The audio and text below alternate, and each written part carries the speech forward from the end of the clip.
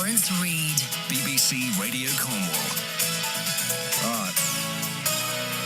Shortly, we've got this, Hannah, Stacey, we've got this bizarre story coming up I know. soon. I think this could be a first. Have you ever had a drone hover over you in the studio? Is it going to be doing that? No, it's not going to hover, but we've just been filmed here. Why Fantastic. can't it? We're not going to put any good. flight propellers on it because it's a studio environment, so it's safe. It looks like something out of Star Wars. Great. And that's coming in. Why exactly? So if you... This is a fascinating story about how a dog was rescued after being missing for 3 days. And a drone was used, and they've been used before, and Mark will tell you more, to help locate missing pets.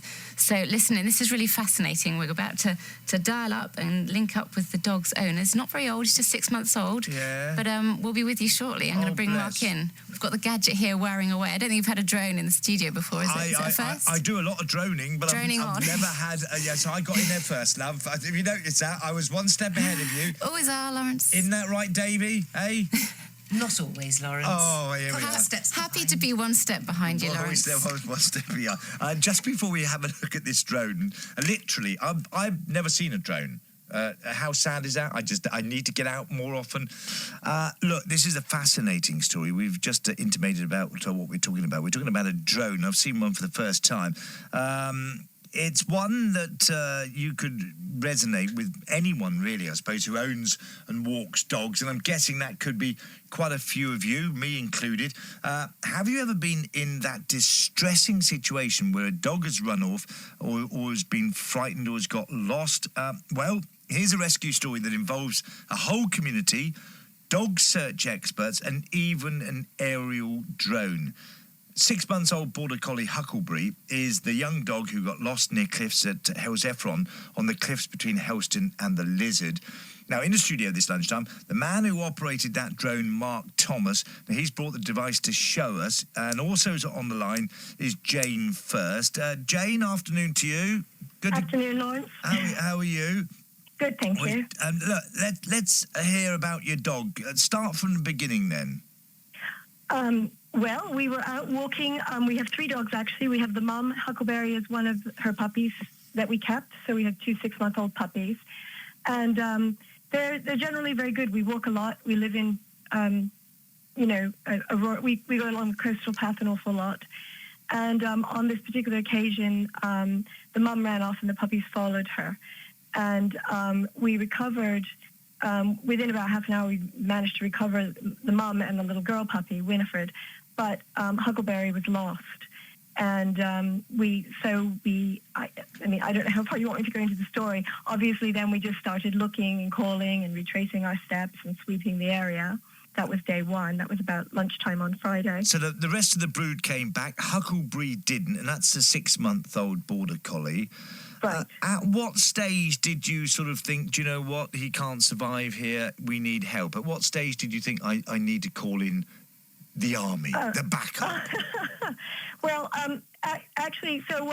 we spent a few hours looking ourselves, looking on those paths, asking walkers if they'd seen anybody.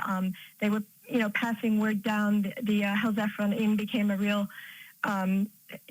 sort of control center. They were sending walkers up. People seemed to be running into us with the information that the puppy had been lost. So people were very helpful. They were just suddenly all there looking for this puppy. And we called, people started giving us advice, call the dog warden. So we did that. Call the Coast Guard and see if, they... search and rescue might be able to do anything. They were very kind. They said they don't typically go out just looking for a puppy unless somebody's going to put their life, in danger. But they happen to be in the area. And the next thing we know, there was this big yellow helicopter looking along the coastline for us. And they called us while they must have still been in the air to say they couldn't see anything.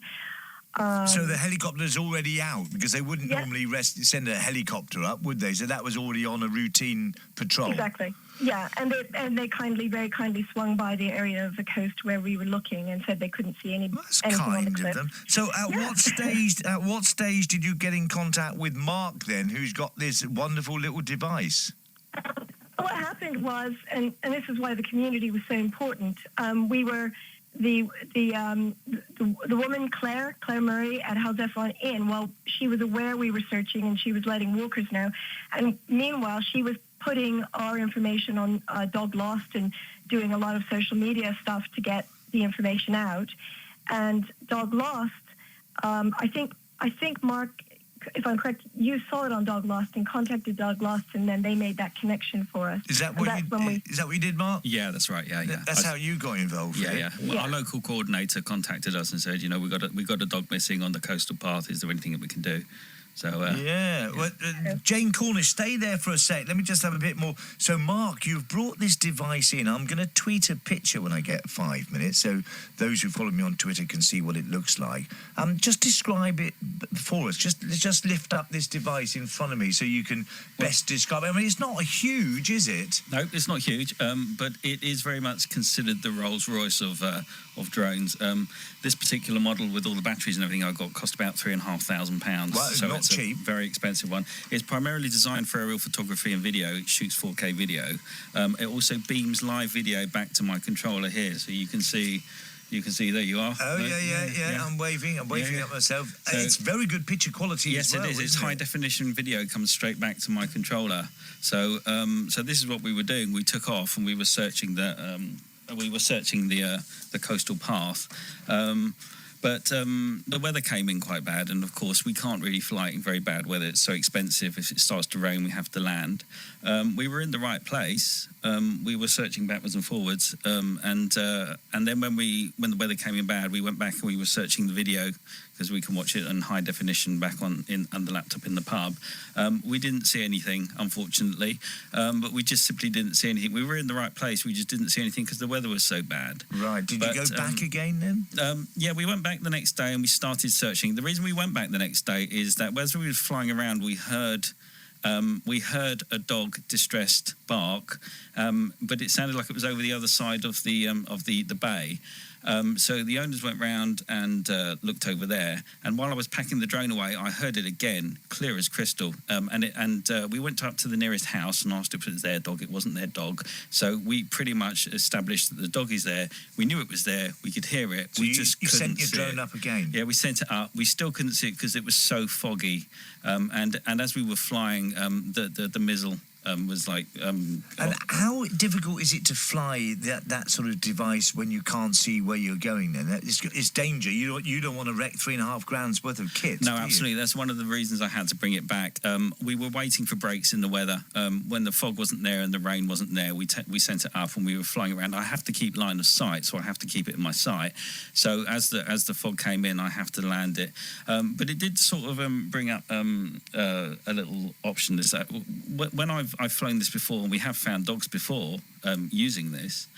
We found a mine shaft on the coastal path, and we found a dog that had fallen down the mine shaft. So we sent people down the mine shaft and found the dog. But we wouldn't have known that was there if we didn't see it from the air. Wow, and that was just by chance on that particular one then? Yeah. Well, we kind of knew where the dog had gone missing. The dog was there, and then it was just disappeared. And you obviously can't hang over the edge of the cliff looking for a dog. So we sent the drone up, and we were searching all, searching all of the little nooks and crannies that you just can't do because of the danger. So you saw the dog eventually? What, on this time? This time? No, we didn't see the dog.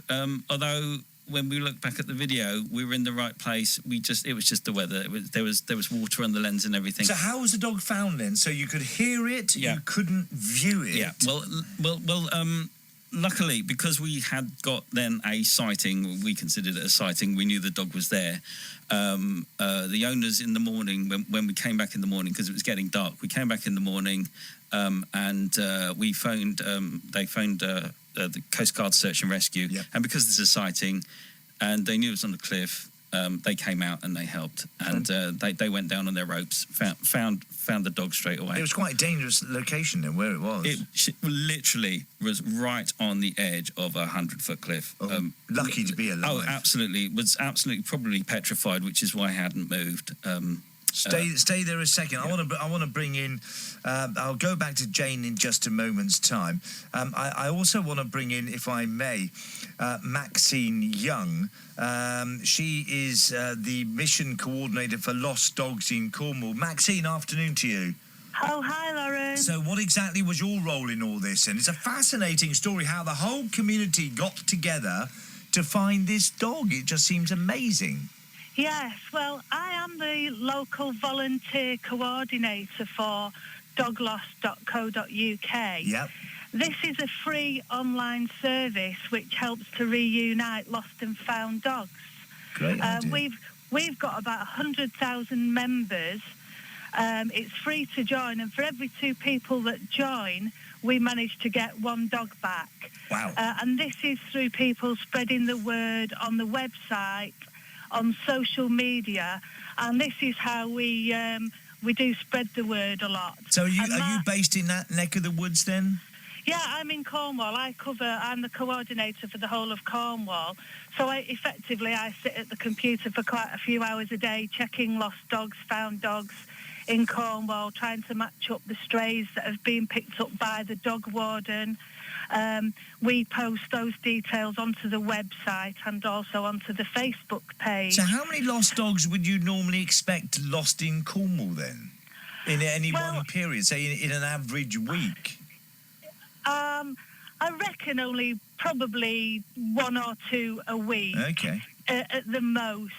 And we are lucky because in Cornwall we do tend to get them back very quickly.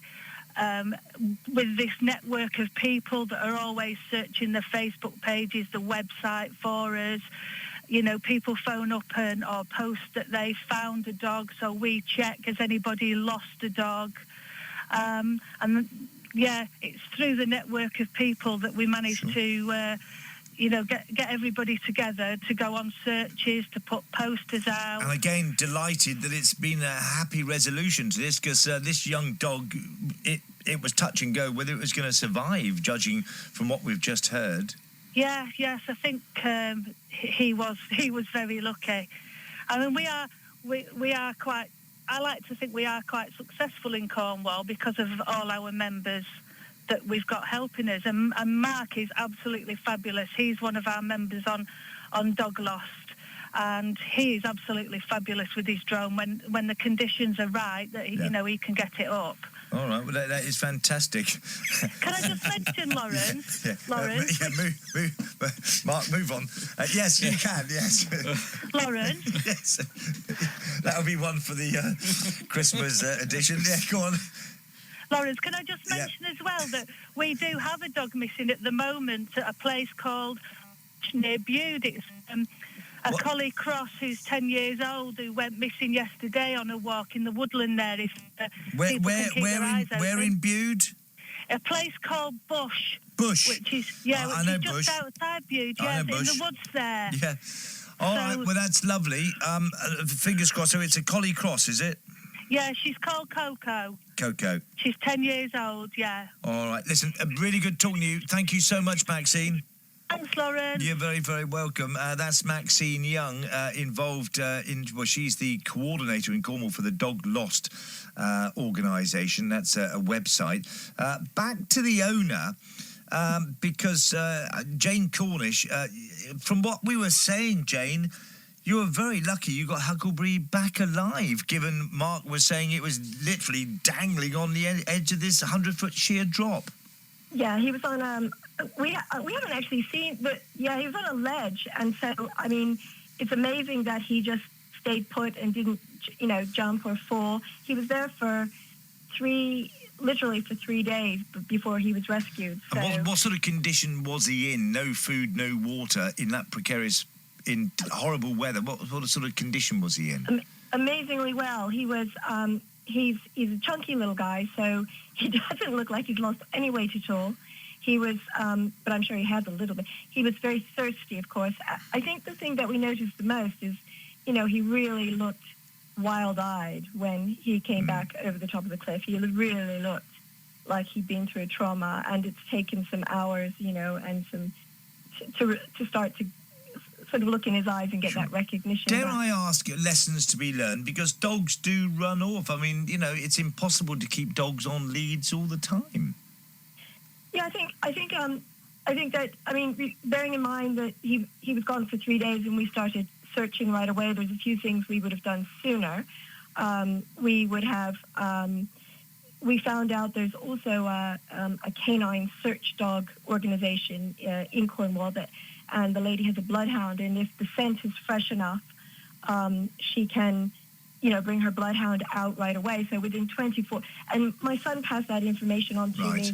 But it was too late. We were already out 24 hours. But actually, Huckleberry was found very close to the spot where we were when he was lost.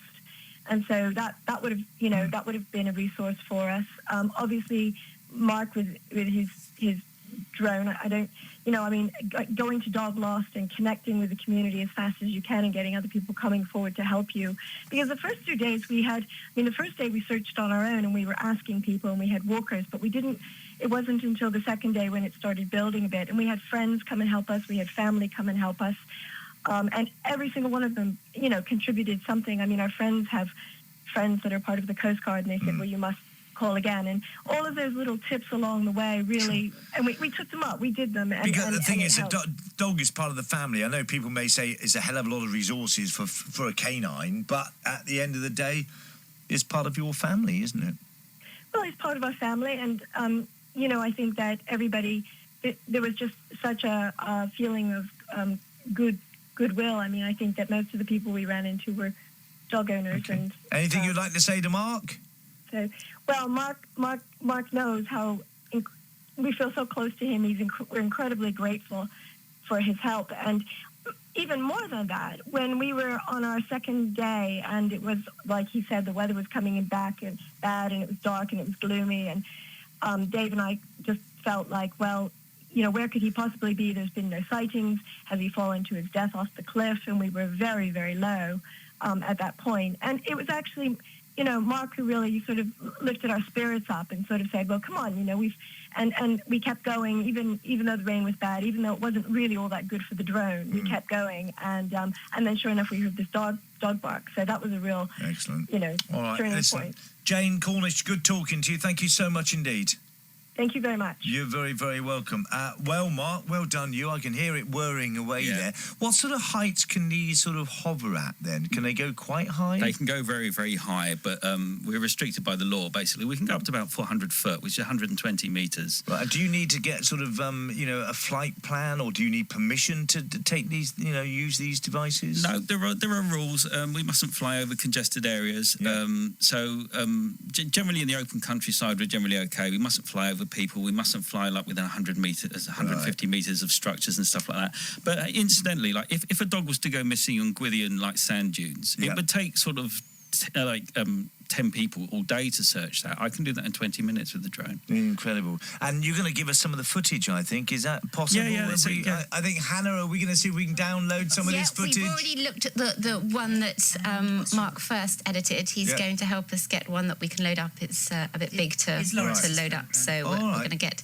It's amazing. It really tells a story. Well, we've heard that now from the three of them, from Jane, Mark and Maxine. The film just shows what the drone brought to it. And there's a lovely moment in it. I don't want to spoil the film. No. Yeah, it makes a lot of people cry. The reuniting moment. All right, well, we'll get that on our Facebook page, Lunchtime with Laurence, and our BBC one, the station one. But I think what gets me about this, Mark, the whole community rallied around, and that is fantastic, isn't it? Yeah, it does. It is at times like this when everybody comes back, everybody comes together. It's quite a heartwarming thing, and then especially when you find the dog and it's a happy ending. I mean, we have had very sad endings, which is unfortunately part of life. But luckily this was a happy ending. The dog was so pleased to sort of like be rescued. All right. And as Maxine was saying, it's great, the weather was good that you could get it up, of course. Yeah. Is it lorry day today? Beg pardon? Because I've never followed so many lorries as I did this morning on my journey. Breakfast with James Churchfield and Pam Spriggs.